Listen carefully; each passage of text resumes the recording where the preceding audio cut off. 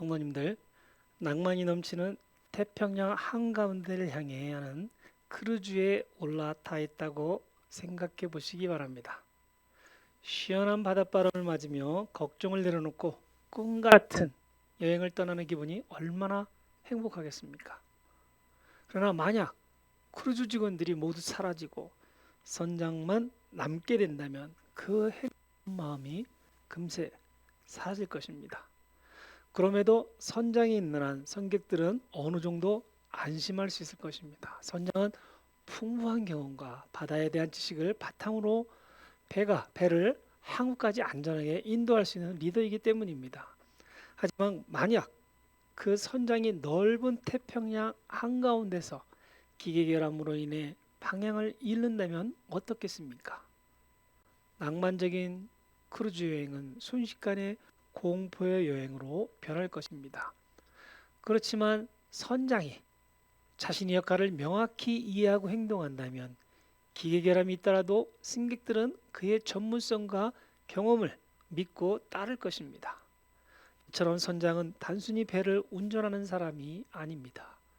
그는 배 리더이자 승객들의 생명을 책임지는 중요한 존재입니다. 교회 리더도 마찬가지입니다. 교회 리더십은 단순히 현재의 삶을 돕는 것에 그치지 않고 영원한 삶으로 향하는 길을 인도하는 막중한 책임을 맡고 있습니다. 리더의 영적 성숙은 교회 공동체 전체의 방향성과 안전에 큰 영향을 미칩니다.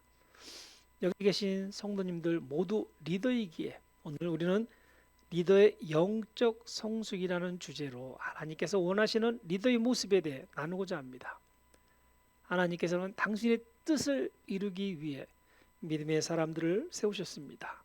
그중 대표적인 인물이 다윗 왕입니다.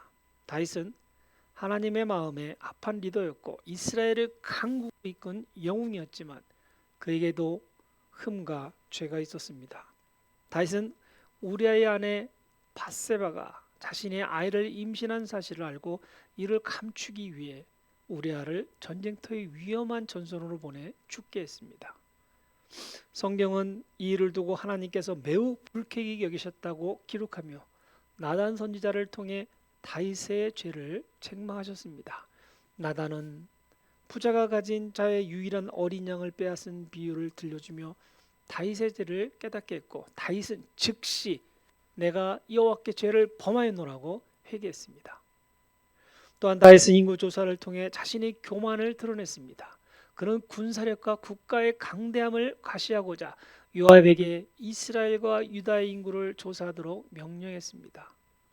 이는 하나님께 의지해야 할 왕이 자신을 의지한 죄로 간주되었고 그 결과 7만 명의 백성이 목숨을 잃는 비극이 발생했습니다. 가정에서도 다윗은 어려움을 겪었습니다. 장남 암논이 이복 여동생 다말을 욕보였으나 다윗은 단호히 대처하지 못했습니다. 이로 인해 다말의 친오빠 압살롬이 암논을 죽이고 나중에는 다윗에게 반란을 일으켰지만 전쟁 중에 죽임을 당했습니다. 압살롬의 죽음을 본 다윗은 내 아들 압살롬아, 내 아들 압살롬아, 내 아들 압살롬아, 내가 너를 대신 죽었더라면 좋았을 텐데라고 통곡했습니다. 이처럼 하나님께서 세우신 리더였던 다윗은 그의 죄로 인해 가정과 이스라엘 백성들에게 엄청난 고난과 비극을 초래했습니다. 하지만 다윗은 자신의 잘못을 인정하고 하나님 앞에 회개하며 관계를 회복했습니다. 이로 인해 그는 하나님의 용서와 은혜를 경험할 수 있게 됩니다. 우리도 과거의 죄에 얽매이지 말고 다정한 진정한 회개를 통해 거듭나 교회 리더가 될 수 있습니다. 하나님은 회개하는 모든 이에게 리더가 될 수 있는 자리를 주십니다. 교회의 리더는 하나님의 은혜와 사랑을 나타내는 중요한 역할을 감당합니다. 때로는 상처와 어려움을 겪으며 많은 시험에 직면하기도 합니다. 저 또한 하나님의 일을 하며 고통받는 분들을 볼 때 마음이 아플 때가 많습니다. 이런 어려움을 극복하기 위해 오늘 본문을 통해 교회 리더들의 영적 성숙의 중요성과 이를 실천하는 방법을 나누고자 합니다. 성도님들은 과거, 현재 그리고 미래 리더들이기 때문입니다. 하나님께서 세우신 리더로서 오늘 말씀을 통해 하나님께서 각자에게 맡기신 역할이 무엇인지 깊이 생각하는 시간이 되셨으면 좋겠습니다. 첫 번째로 리더 영적 성숙의 의미와 중요성에 대해 말씀드리겠습니다. 성도님들은 영적 성숙의 의미를 놓고 어떻게 생각하십니까? 저에게 영적 성숙이란 하나님과의 관계가 깊어지고 하나님의 뜻을 깨달으며 이를 실천하는 상태를 뜻합니다. 또한 예수님을 닮아가는 변화의 과정이라고도 할 수 있습니다. 신앙인들이 믿음, 사랑, 겸손, 순종을 실천하며 성령의 열매를 맺는 행위라고도 표현할 수 있을 것입니다. 영적으로 성숙한 사람은 자신의 불완전함을 인정하며 날마다 주님을 의지하고 그분 안에서 성장하기 위해 노력하는 사람입니다. 그렇다면 영적으로 성숙한 사람은 어떤 모습을 가지고 있겠습니까? 제가 아는 한 집사님에 대한 이야기를 나누고 싶습니다. 그분은 매일 새벽마다 말씀을 묵상하고 기도하며 하나님의 뜻을 구하는 삶을 살았습니다. 그의 삶은 사랑과 기쁨 그리고 평화로 가득 차 있었으며 어려운 이웃을 섬기는 일에 언제나 앞장섰습니다. 그의 모습을 본 사람들은 하나같이 저 사람은 정말 예수님을 닮았다고 말했습니다. 이처럼 영적으로 성숙한 사람에게는 주변 사람들이 자연스럽게 느낄 수 있는 특징과 현상이 있습니다. 그것은 바로 예수님 모습을 닮아가는 삶입니다. 성도님들은 이러한 특징들을 얼마나 삶 속에서 드러내고 계십니까? 우리의 삶이 하나님의 사랑과 은혜를 비추는 겨울이 되면 어떻겠습니까? 예수님께서 제자들의 발을 씻기셨던 장면을 떠올려 보셨으면 합니다. 세상의 리더라면 자신의 권위를 드러내고 높은 자리에 앉으려 했지만 예수님은 종의 모습으로 섬김의 모습을 보여주셨습니다. 또한 교회 역사 속에서 위대한 리더로 손꼽히는 어거스틴은 자신의 말과 삶을 통해 하나님의 사랑을 드러내기 위해 늘 애썼습니다. 우리도 이처럼 하나님의 말씀을 삶 속에서 실천하며 화합과 용서를 통해 공동체 안에 평화를 이루는 리더가 되어야 합니다. 교회의 리더로서 성도님들이 반드시 기억해야 할 것이 있습니다. 그것은 교만을 멀리하고 모든 영광을 하나님께 돌리는 것입니다. 우리가 높은 자리에 서리하기보다 낮은 자리에서 성도들을 진심으로 섬길 때 하나님께서 기뻐하시며 우리를 더욱 귀하게 사용하실 것입니다. 성도님들은 중요한 결정을 낼 때 무엇을 기준으로 삼으십니까? 리더의 판단 기준은 무엇이어야 하겠습니까?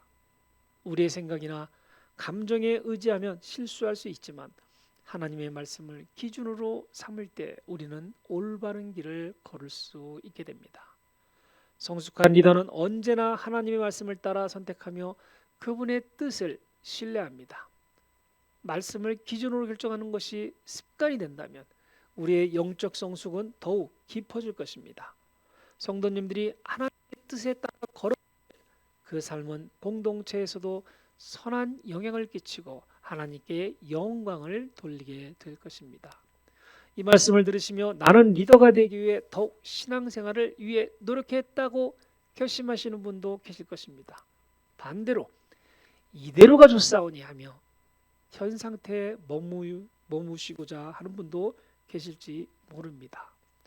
그러나 영적으로 성숙한 리더는 오늘의 신앙 상태를 내일도 똑같이 머물게 하지 않습니다. 예를 들어 하루를 시작하며 시편이나 복음서를 읽고 하나님께 새로운 지혜를 구합니다.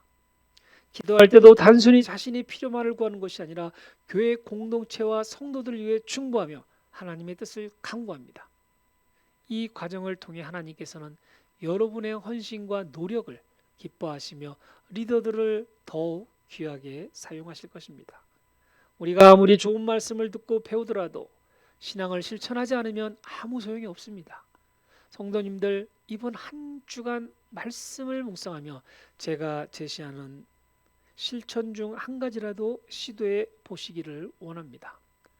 작은 실천이 쌓일 때 우리의 영적 성숙은 더욱 깊어질 것입니다. 교회 리더로 거듭나기 위한 실천 중 하나는 정해진 시간에 말씀 묵상을 꾸준히 하는 것입니다. 성경은 이렇게 말합니다. 그의 즐거움이 여호와의 율법에 있으면 주야로 그 율법을 묵상하는도다. 이 말씀은 신앙인의 삶이 말씀을 중심으로 이루어질 때 하나님과의 친밀한 관계를 맺으며 영적으로 성숙한 리더가 될 수 있음을 보여줍니다. 둘째로 성령의 인도를 받는 삶을 살아야 합니다. 성경은 이렇게 말합니다. 무릇 하나님의 영으로 인도함을 받는 이들은 곧 하나님의 아들들이라. 성령의 인도를 받는 삶은 하나님과 깊은 관계를 보여주는 증거이며 이를 통해 신자들은 하나님의 가족으로서의 정체성과 특권을 누릴 수 있습니다. 성도님께서는 성령의 인도를 받는 것이 무엇을 의미하는지 이미 잘 알고 계십니다.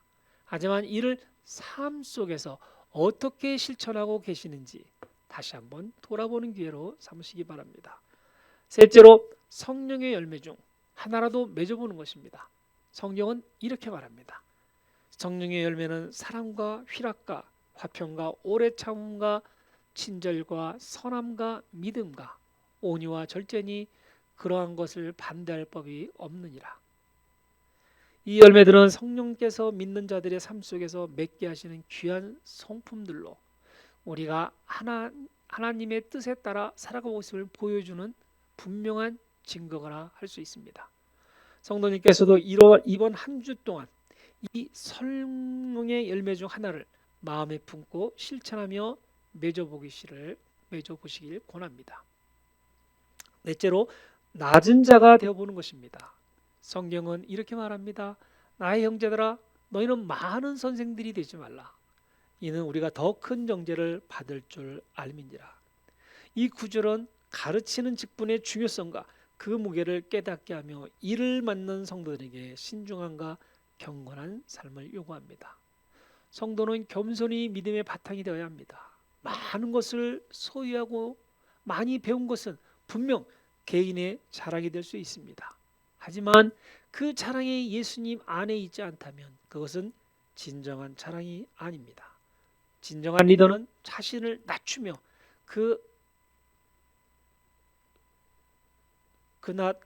그날 아침을 통해 하나님의 영광이 빛날 수 있음을 기억해야 합니다.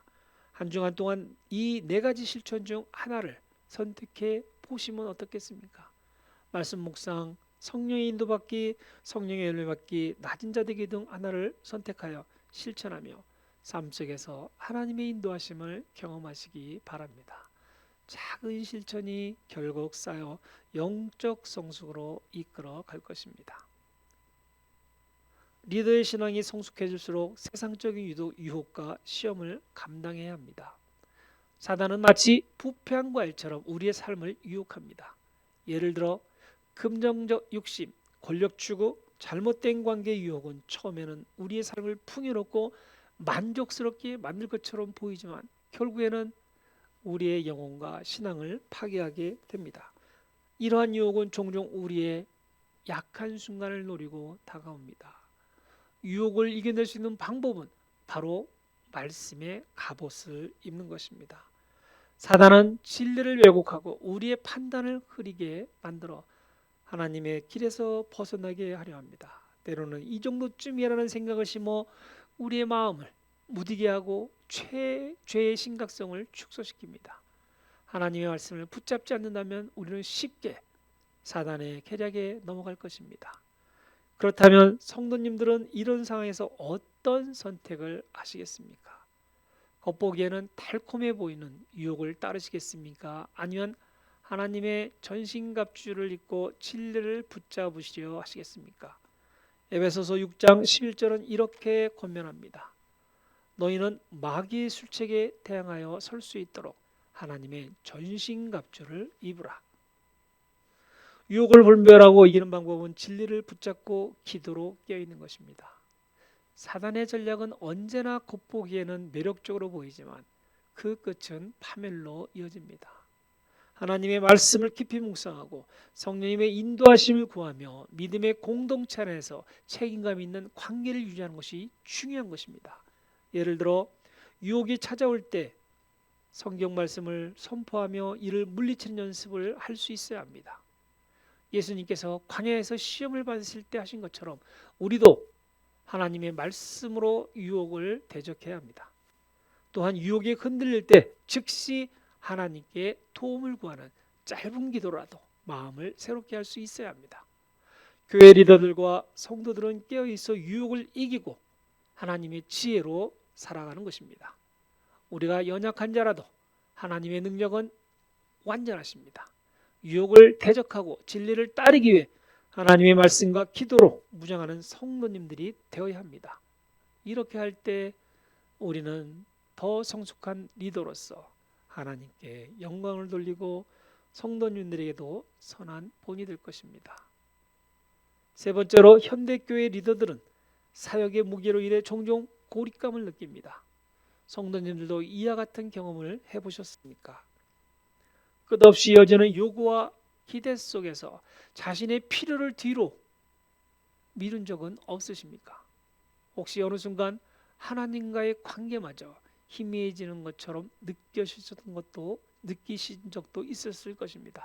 하지만 하나님은 우리가 혼자 짐을 지시기를 원하지 않으십니다. 너희가 짐을 서로 지라. 그리하여 그리스도의 법을 성취하라. 말씀처럼 우리는 함께 짐을 나누며 서로를 격려하고 돕는 공동체로 살아가야 합니다. 고립되지 않고 서로의 짐을 나누며 힘을 얻을 때 우리 각자는 더 강하게 세워지고 교회도 더욱 견고히 세워질 것입니다. 교회 공동체 안에서 서로를 격려하는 것은 영적 성장에 매우 중요한 요소입니다.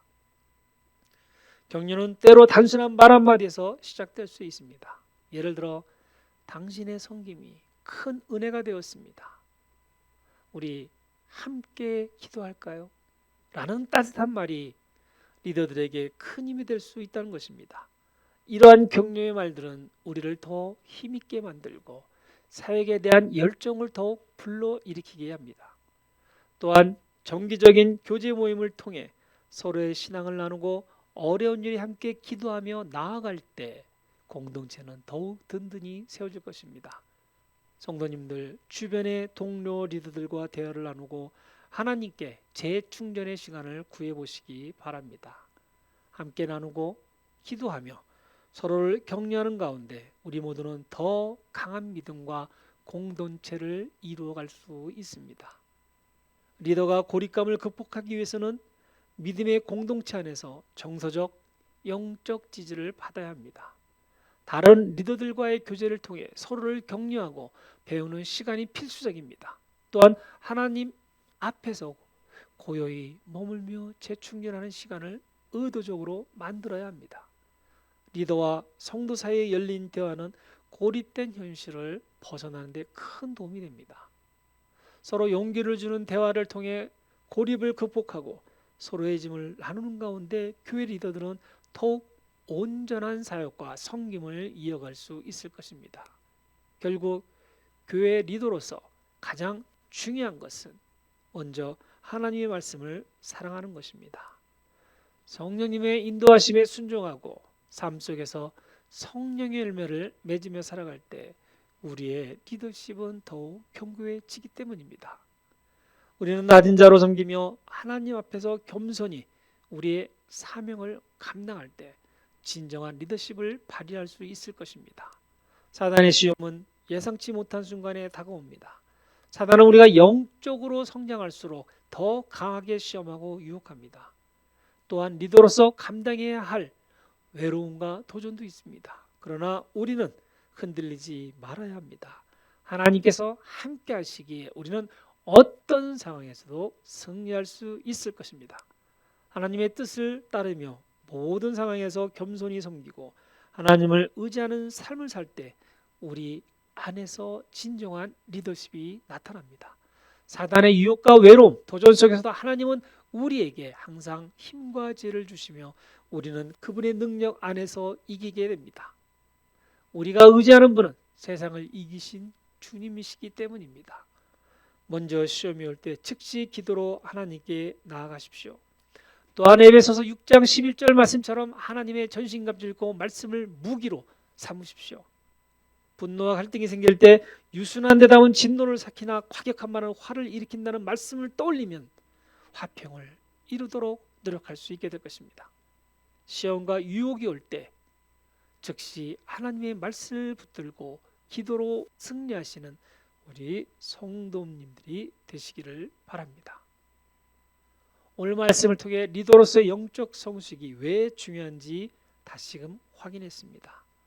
하나님의 말씀과 성령의 도우심을 통해 이루어지는 것입니다. 다윗처럼 우리도 수없이 넘어질 수 있을 것입니다. 하지만 하나님은 우리의 실패를 통해서도 일하시며 우리를 더욱 성숙한 리더로 세워 가실 것입니다. 이제 성도님들에게 묻겠습니다. 성도님들은 어떤 리더로 기억되시기를 원하십니까? 사람들에게 칭송받기 위한 리더입니까? 아니면 하나님의 영광을 위해 헌신하며 영적으로 성숙한 리더로 서길 원하십니까? 오늘부터 한 가지라도 실천할 수 있는 동기부여가 되었기를 바랍니다. 매일 말씀을 묵상하고 성령의 인도를 구하며 낮은 자세로 섬기는 것부터 시작하시면 어떻겠습니까? 우리의 삶이 성령의 열매로 가득 차게 될 때 하나님께서 성도님들을 통해 이루실 놀라운 일을 직접 체험하게 되실 것입니다. 성도의 목표는 단 하나입니다. 예수님의 모습을 닮아가는 것입니다. 본문의 말씀처럼 사랑 안에서 참된 것을 하여 범사에 그이까지 자라게 하는 것입니다. 오늘 들은 말씀을 가슴에 새기시고 리더로서 하나님께 쓰임받는 인생을 사시기 바랍니다. 작은 실천이 하나님의 나라를 확장하는 위대한 일로 이어지시기를 믿으시기 바랍니다. 지금 이 자리에 계신 모든 성도님들은 하나님께서 이 시대의 리더로 부르셨습니다. 영적 성숙을 향한 여정에서 하나님과 동행하며 주님의 뜻을 삶 속에서 실천하시기를 우리 주 예수 그리스도의 이름으로 축원드립니다. 아멘.